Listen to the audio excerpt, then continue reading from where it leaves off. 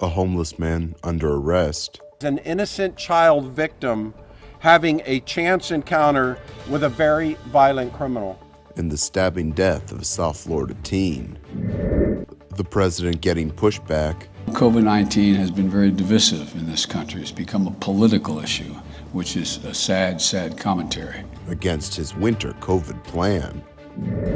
And the world of fine art with its eyes on Miami Beach. It's a strong stone, yet you can do some quite easily if you have the technique. For Art Basel 2021. These stories and more coming up on Newsbreak. Good morning, South Florida. I'm Janelle Dukin. And I'm Zitlali Solache. Today's Friday, December 3rd, 2021. From the South Florida Media Network's Biscayne-based studios in North Miami, this is SFMN Newsbreak.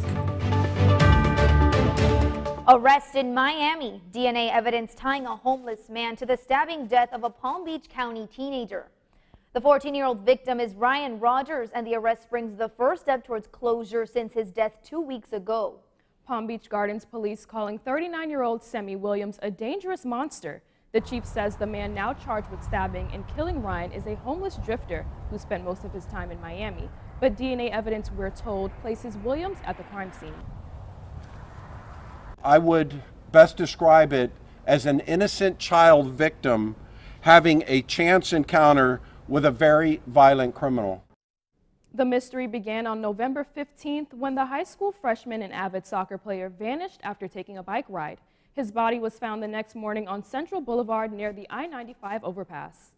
President Biden has introduced his plan to fight coronavirus, but Florida Governor Ron DeSantis responded by saying the state of Florida will be avoiding these measures. We entered this winter from a position of strength compared to where America was last winter. In Washington, D.C., President Joe Biden unveiling his winter plan for fighting COVID-19. Air travelers entering the U.S. must now test negative for COVID within a day of departure, regardless of vaccination status or nationality.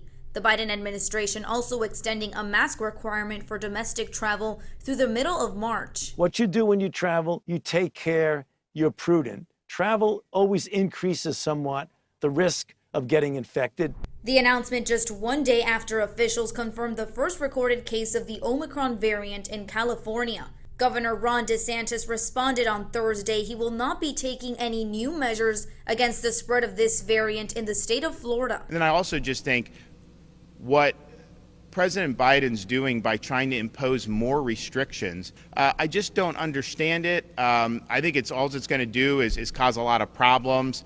DeSantis also mentioning the new steps he hopes to enforce for the state by going against the Biden administration.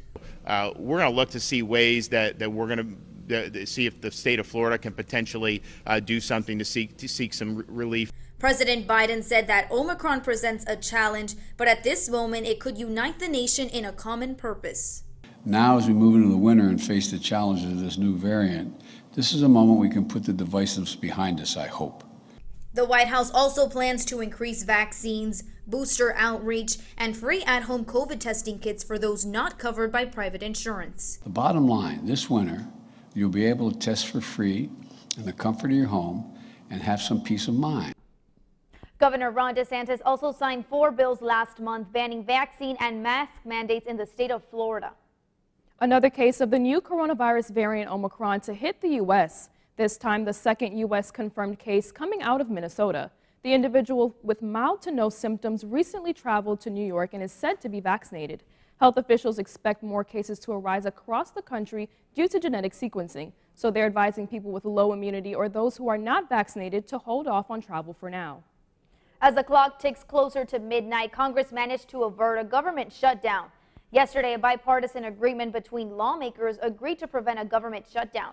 However, the bill was in jeopardy as Republican senators objected Biden's federal vaccine mandate that requires employers with hundreds or more employers to ensure they are fully vaccinated or undergo regular testing and wear a mask in the workplace. Agreement will give appropriators in both parties and in both chambers time to reach a comprehensive agreement on appropriations by February the 18th. If a shutdown was ever to happen, the cost of the U.S. economy would have been $1.8 billion each week. a tribute to a fallen icon of the fashion industry. That's still ahead, and so is this story. Each of these 5 pieces are, in and of themselves, one-of-one pieces of fine art. And the world of art taking over South Beach for this year's Art Basel. Newsbreak will be back in 2 minutes. To Sofia and Gabriel. Even though these old knees can't follow on your adventure to the forest today, these flowers represent my love. These stitches and threads join us together. And wherever you see a flower, a bird, a beautiful tree, know that my love is with you. Make the forest part of your story at a park near you. Find one at discovertheforest.org. COVID-19 has changed how we hang with our girls. Now it's time to take the first step that lets us get back to girls tripping instead of solo sipping. Before we can safely come together, we need the facts. As COVID-19 vaccines become available, you may have questions. Should I get it? Is it safe? Should I wait? It's smart to question. Now get the facts at getvaccineanswers.org so you can make an informed decision when vaccines are available to you. Every day, millions of people are connecting. And even though we're overcoming obstacles, watching each other's backs, and banding together, we should still make an effort. To get to know each other on a deeper level. Father, cosplayer, mentor, actor. It's time we take a step forward. It's time we take a step forward. Come together and discover how accepting our differences can make us stronger.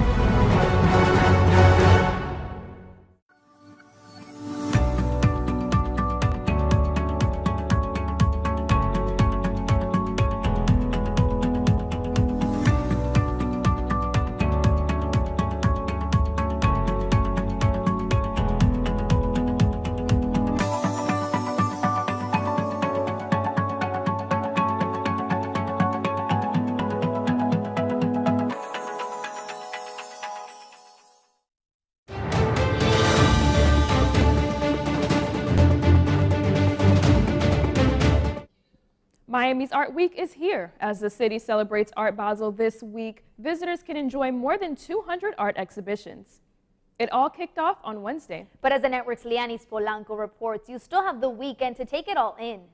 Art Basel takes place from December 2nd to the 5th in different venues that are organized throughout the city, where visitors can enjoy more than 270 galleries from 35 countries. One of the first galleries that opened its doors this year was the Piero Acciugari Gallery, showing a dual exhibition where Anne Cecile presents her unique marble sculptures together with Sophie Ulrich, who exhibited her oil paintings in abstract forms. I'm a French artist and I work only with marble, so it's a strong stone, yet you can do some quite easily. If you have the technique, you can do some artwork.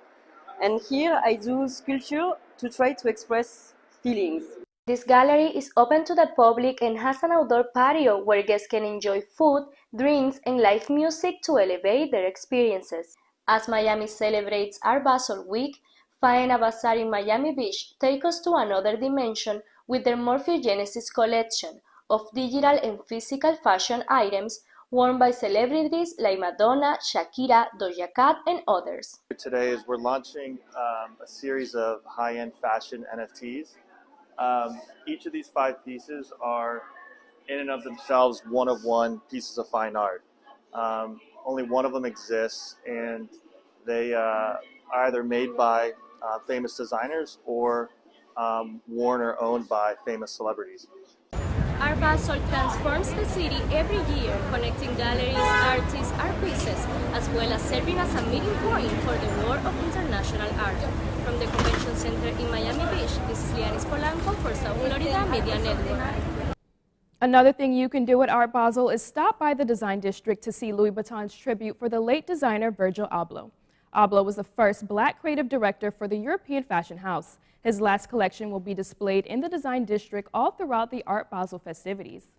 That's all the time we have for Newsbreak. I'm Zitlali Solache. And I'm Danelle Dukin. From all of us here at SFMN, we want to wish you a safe and happy holidays. We'll see you next year. Thanks for watching. Remember to get more news anytime at sfmn.fiu.edu.